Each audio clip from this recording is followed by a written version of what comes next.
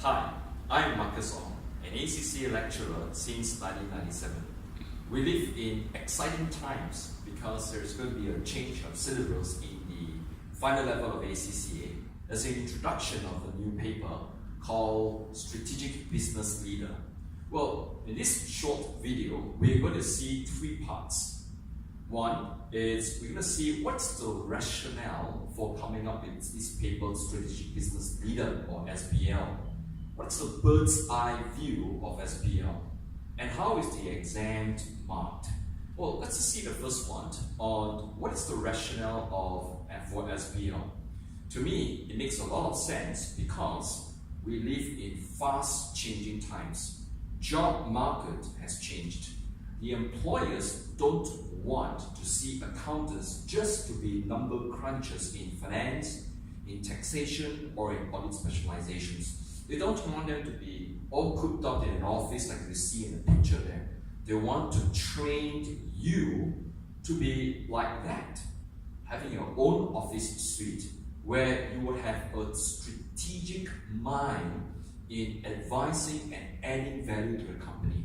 Well, if you ask me, if I learn this SBL paper and if it equips me for a senior position like this, I will very much welcome it because it's going to be very financially rewarding. What is the bird's eye view of SBL? Well, I have to tell you a part which may not be very comfortable on listening to this. ACCA has already made an announcement. They are not going to give any pre-release information or exam tips, if you like. We won't give you any information about the case study, and because of this, it is no longer possible to spot question anymore. What does it mean for students? Well, we don't have the luxury of just specializing in studying few selective topics. We have to cover the entire syllabus in a very sensible manner. Of course, I as an ACCA lecturer, I'll fight and will do everything I can to further and optimize students' ability to pass the exam. So if I would have to be like this character here, hold on to a hand with a line, big pitiful eyes and beg the ACCA, could you please at least give us some articles so at least we can have some idea what the coming exam is going to be, I will definitely do it. Well, whether they're going to do it, we'll leave that to the future. Now let's look at the content. What are you going to expect on the content? The good part is that it's going to be a one case study. And it has a 4-hour exam. Many a times students tell me that there are two major challenges. First is they don't know what to write. Second is they run out of time. Now with this paper, SBL, it's a very good news. Why? Because by giving 4 hours instead of the conventional 3 hours and 15 minutes, the student now will not be hammed for time. And that's really good news because we'll have time to read the exhibits like the financial statements, the media reports, and the interview transcripts. And this paper, 2 pilot papers is given. And it's again a very good news for us because we're going to have a good feel of what the first exam is going to be like in this September 2018. So we really want to pay attention to the 2 pilot papers and really be expert in those topics that is being tested out. How is the exam marked? It's divided into 2 parts. The first major part is 80%, which is the technical marks. This is the syllabus content. And the 20%, it's the professional marks.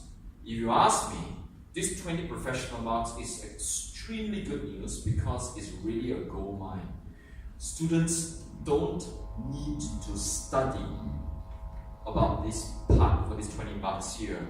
Students, especially if you are a working student, if you have experience in an audit or in the commercial sector where you are used to reading reports and writing minutes to meeting, this is really good for you because the more you practice on this, the better it's going to become for you where it is accounting for 20 professional marks. But let's move on to the other part, which is the 80% of the technical marks. It's going to be a greater focus on one, strategic thinking. What does that mean? It means that how the student can actually advise the company a real business solution. And it does not mean memorizing models. No memorizing models is necessary.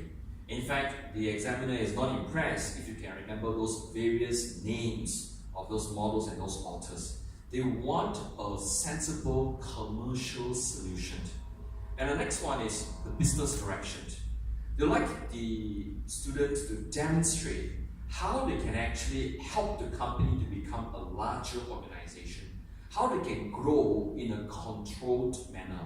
Perhaps you throw in a bit of corporate governance, a bit of internal control, and coming a bit about risk management. So the business direction will be looking at how the company is able to achieve prosperity for its stakeholders, especially for its shareholders. And the third part is to have a problem solving. Well, every company has problems. Now, the students will have to identify what are those problems, and more important, how to overcome those problems. Like a very simple example, you may be given a financial statement where it is overly geared. What you can do is to provide a solution. Perhaps you can restructure the company, sell off some of the non-core assets. Maybe they got some holiday houses, or they got some a few company luxury cars. Sell it off to reduce the debts of the company. Now, that is demonstrating problem solving.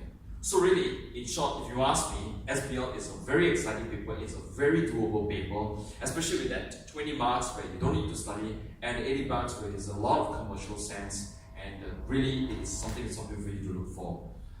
Thank you very much. I'm Marcus Ong. Look forward to see you in my next video.